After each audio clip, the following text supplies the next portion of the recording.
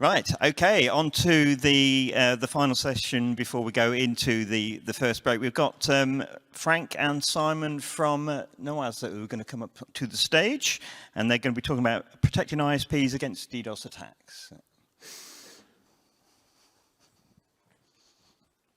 Thanks a lot, Jens. So good morning, everyone. I'm Frank, and I'm responsible for the rollout of our services into Europe. And I brought Simon. I cannot do it alone. Come on stage. Simon is our CTO, so responsible for the technical part, the blueprint for the future of our services. So last night, we had a lot of talks with all of you, and a lot of questions came up. One of the questions, well, asked like 5-6 times is, okay, Frank, who are those guys? Who are those guys who are putting the DDoS on our networks, and what is the reason for that? Well, of course, we have lately seen a lot of development on the geopolitical situation. And, well, a lot of people are trying to destabilize society by using DDoS. Well, last week, a few examples. The Danish government, the department responsible for the infrastructure was hit because some Danish minister said something about helping Ukrainians. In Belgium, there was a discussion in parliament about helping Ukrainians as well. 10 minutes later, the website of the Belgian parliament was taken down. A week before in Netherlands, well, we had 4 harbor websites of harbors in the north, the south, and Rotterdam as well. You know the big harbor. Those guys were not protected, and the Russians said, "Okay, we will attack you on Telegram." And 10 minutes later, the websites of the harbors were done. Well, it's not that bad, and the reason why the Russians are doing this is to get attention in press. So they are taking down the website. Or for instance, the harbor, but not taking down the system who runs the harbor. So, and if you look at the type of attacks they're using, well, most of the time it's volumetric. Lately, we see a little more complex attacks they're using. But, well, they announce it on Telegram. They are proud of it to get attention in press. And we are able to mitigate it. Don't we? Yes, we do. We do. Okay. Another large group of guys who attack, who using DDoS to make money or to protect their own money are the gambling industry.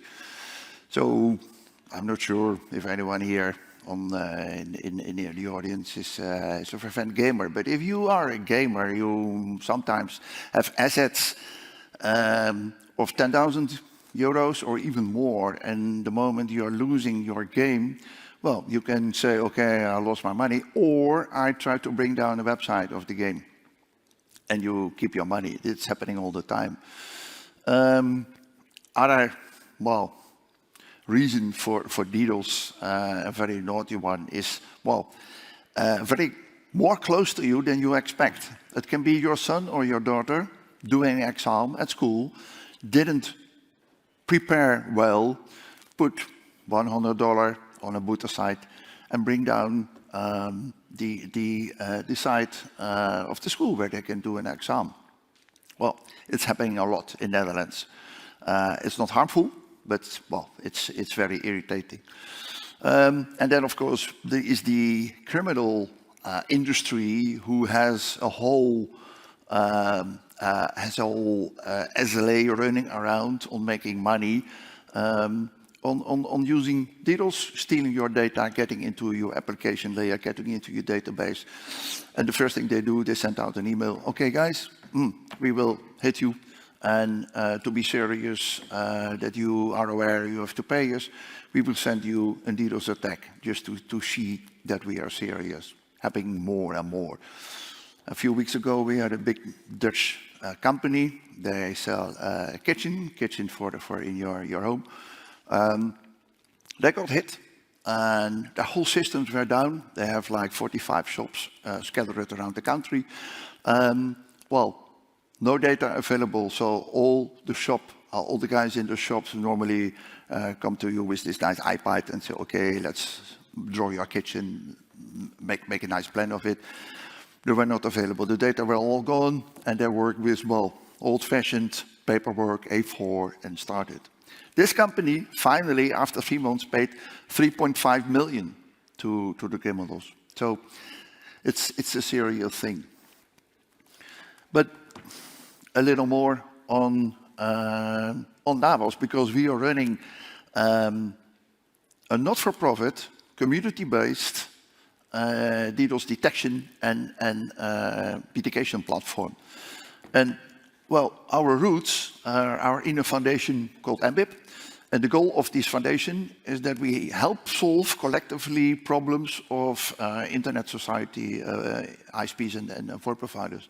So we are running 3 different services. One, of course, is the detection platform. We will talk later about that.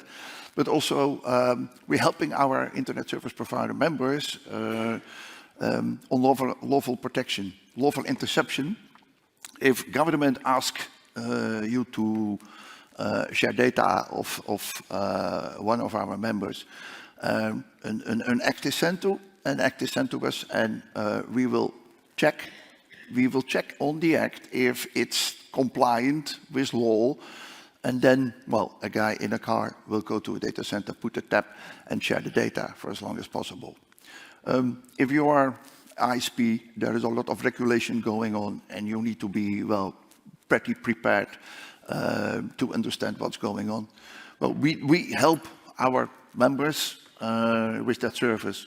The second service we're running, and we started last year, is run a clean networks platform to help prevent bad stuff on the internet, like, well, abuse and the other stuff.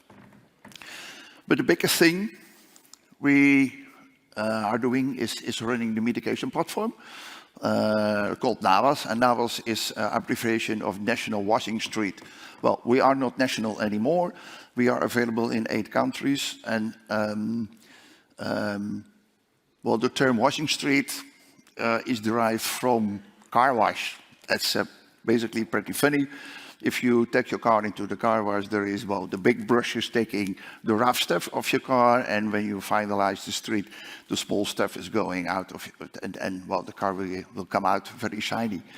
This is how, well, in principle, washing street works. We are around like 10 years. We started to do a POC in 2013. We were very operational in 2014 on local scale.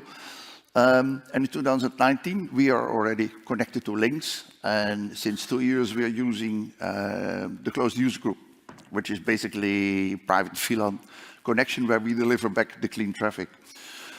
So we have quite a history with LINX, nice cooperation, and we are very happy using the closed user group. Still want to, well, copy that in other LINX subsets like Manchester and Scotland as well. We just have talks about that going on. Our main goal is to connect our services into all major IXs into Europe in 1 or 2 years. We already connected to 9 internet exchanges. We have 130 members daily using the NaWaS. Between 5 and 12 attacks we mitigate every day. And we already have 12 members in UK. Some of them are, well, in the audience. So Holly asked me to give a little update on the conversation we had last week. We were invited to do a small speech on the House of Lords DDoS Day. There were a lot of leaders of industry, vendors, users, enterprise. Everyone was represented. And the takeaway from that day, those speeches, can be summarized in we see a rapid change of attack landscape.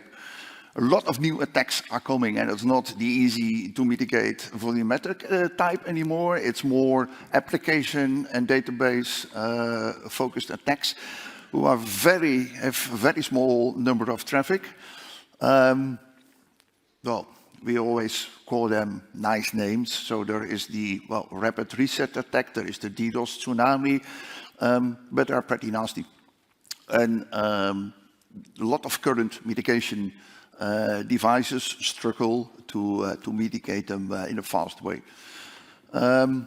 So yeah, the conclusion from that day was DDoS is a serious part of well, the cyber war going on, but also of the real war.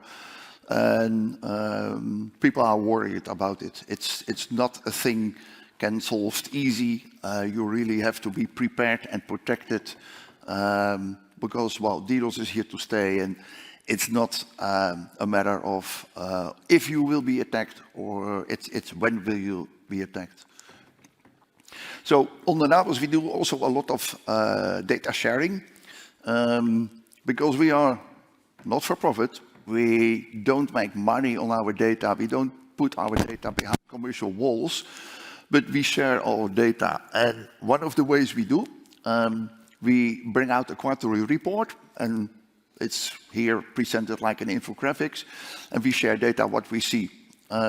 Number of attacks, duration of attacks, maximum size of attacks, and this quarter it was quite easy. We only had a big one of 213 gigabits per second, but well, other quarters we hit 300 and 400 gigabits per second as well, which is well quite serious.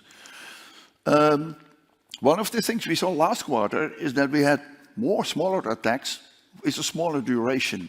That's new. We also see that the number of the type of attacks is changing. In this graph, the layer 7 is not represented that much. But if you look in time for mitigation and effort for mitigation, it should be there. But the DNS application is definitely the most used by the guys outside to irritate us. This is well the trends. We communicate, and of course we share more data with universities and government in building projects to prevent attacks. So NaWaS is also part of the Anti-DDoS Coalition, which is a group of organizations, government, banks, universities and governmental security organization who have monthly meetings together and discuss how to prevent DDoS attacks growing, how to stop attacks before, well, they can cause damage. It's a very worthwhile coalition. So then finally, or not finally, how does it work? How does the mitigation platform work? And Simon? Yeah, thanks, Frank. Take over. So for the more technical inclined, and I'm sure you'll find this quite interesting, there's many different ways that people build DDoS architecture. This is how we do it. This is NaWaS. It's not an inline service. During what we call peacetime, periods of no ongoing attacks, we shouldn't actually have any traffic passing through our scrubbing centers. So how we go about it is, and you'll see the representation on the right there, we've got northbound peerings. Our main location is in Amsterdam, which because it's a real main internet hub, we're actually able to touch a lot of tier 1 ISPs, so we can, we've got a lot of northbound peerings to some big ISPs there. We've got the southbound peering, so this is how we peer to our members. This is where our relationship with LINX is important, because this is where we will have our private or closed user groups to our members.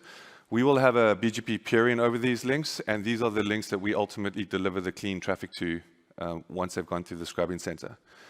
Then we've got our westbound, if you're reading, or if you're looking at the graphic, our eastbound peering. This is where we've got our CNC. We've got a sort of a tiered approach to mitigation. We've got 3 different tiers in our POP. So as traffic comes through, it's very dirty. It goes through tier 1, we shave a lot off. Goes through tier 2, we shave more off. And then it goes through tier 3, which is probably our most intelligent of the 3 tiers. And then ultimately, we've got a much less subset of that traffic, which we pass through on the clean links. Some things to note about this particular design. I mentioned it's not inline. there's two aspects to this architecture which are critical. There's detection and there's mitigation. This is mitigation itself. The detection is typically handled, or it's part of the ownership of the member. They will have various types of applications or solutions that they manage that will trigger detection.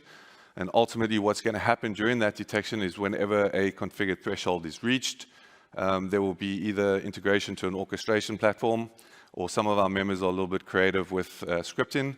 There will be a BGP change. And what will happen is they'll start advertising a longer prefix match to NaWaS, and they'll announce that to us, and we'll announce that upstream. What this means is all the traffic then gets redirected through NaWaS and delivered to the customer through the clean links. When the attack is over, that prefix is withdrawn, and the normal state will return the traffic flow to the normal state. So let's talk a little bit about what we've got lined up for the future, what we're working on at the moment, and where we're going. So we've got, as I mentioned now, detection is a critical aspect of this architecture. Some of our members obviously have the detection in place. It's quite easy for them to integrate. They've got resources, they've got applications, they've got licensing, they've got all the various components to have good detection and trigger the whole process. This is typically automated, so this is really helpful for any senior engineers that are on call, no more 2 o'clock in the morning paging, to get on there and change BGP settings. Ultimately, what this looks like is a threshold is reached, that detection service triggers the BGP change, moves to us. Once the attack is over, that moves back, and this can all be done without any manual intervention. We've got members that don't have that, so we're developing a detection as a service so that we can add the same type of value to members who don't have the resources to do it themselves. We've got web application firewall under development as well. As Frank mentioned earlier, we've seen a lot more crafty application attacks coming through. There's some new technologies out there that have been exposed to have a little bit of vulnerabilities, like Web 2. Rapid Reset is something that recently came out there that exposed some shortcomings. Having a WAF component added to our mitigation platform will just add that extra protection for those upper layer attacks. Then in terms of DDoS pattern recognition, there's been a lot of hoo-ha about machine learning and these type of things. What we're spending a lot of time on now is being able to take the raw data from the attack and actually convert that data into a meaningful rule set that we can apply, so we can actually do a mitigation on the fly, if you will. We don't need to rely on established signatures. We can build that on the go. And as we have members and we distribute all this information, we make this this information available to our members, and we're trying to do that in a much more usable way. Then in terms of where we're going in our architecture, we're moving to a distributed presence. We've already opened, and we're very proud to announce that we've recently opened a new POP in Denmark to protect our Nordic friends. What this is going to give us, a lot more accessibility to local exchanges and to members who are localized. It'll also give us, as you know, multiple ingress points, so this opens up a lot of opportunity for traffic engineering and so on our end. And then also we're spending a lot of time now in modernizing our members' experience. So we do provide members with a lot of data, and it's not just providing them with a lot more data. Changing a 1-page report to a 12-page report doesn't make it any more valuable. But what we want to do is we want to present that data that's meaningful, that customers themselves or members themselves can actually go in and pull the information that they want with all the data that's affecting their resources. So that's where we are at the moment, and that's where we're moving to in the future. And looking forward to helping, working with our members, current and future, in making the internet a safer place. Thank you.